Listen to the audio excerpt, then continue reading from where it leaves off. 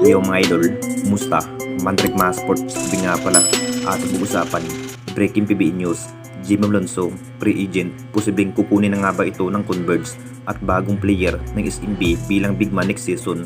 So kahapon nga lang po mga idol, pumutok na napupunta ang nasabing player na si Calvin Abueva sa kampo ng Converge.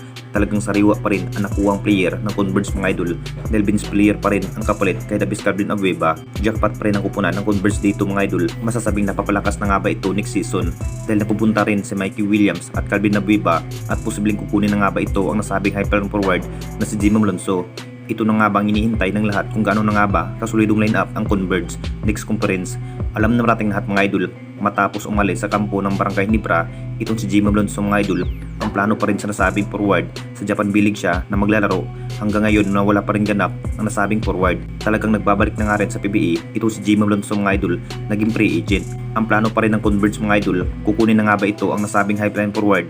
Nakita naman nating lahat sa bawat estilo itong si Jimmy Alonso. Big factor pa rin ang kanyang nagiging laro kung saan kumamada pa rin ng maraming may itala sa bawat laban. Kahit may iniindang guto injury, itong si Jimmy Alonso kaya pa rin magpagsabayan sa walang mga injury. Kung makapagdesisyon na rin ang nasabing forward mga idol na maglalaro muli, posibleng sa kampo ng Converge ang kanyang bagsak. Malabo na rin babalik sa upunan ng Barangay Nibra at hindi pa rin nagustuhan ang naging sistema ni Jimmy Alonso ang Jenkins, kung saan ito pa rin ang dahilan kung bakit nag-aalis sa upunan ng Jenkins ang nasabing forward. At dito na naman tayo sa isa pa nating balita, SMB may bagong player bilang big man. Alam na nating lahat mga idol, masasabing nagpapalakas na nga rin ang naging pwersa ng SMB mga idol dahil hindi pa rin kontento ang SMB sa naging lineup para kay Coach Leo Astroya mga idol. Kulang pa rin ang kanilang nagiging big man na parang si Abay Junmar Pardo pa rin ang nagmukhang nagpupursige sa bawat depensa. Naging factor pa rin itong si Abay Junmar Pardo mga idol. Siya pa rin ang tinanghal best player in the conference. Masasabing maganda nga ang kanyang pinikitang laban sa nasabing big man itong si Abay Junmar Pardo. Ang plano pa rin ng SMB mga idol, huhugot pa rin na mas ganadong big man, mahalin tulad nga kay Abay Junmar Pardo. Talagang makukuha na nga ba ito ang dating ex-Nipra player na si Sistan mga idol.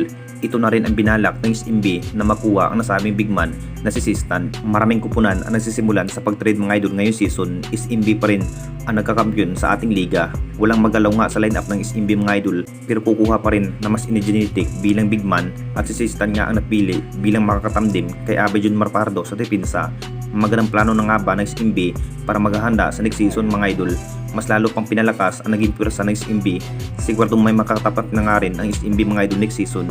Tatalunin ng araw ang nagpalagi nagkakampiyon sa ating liga ay walang iba kundi ang SMB.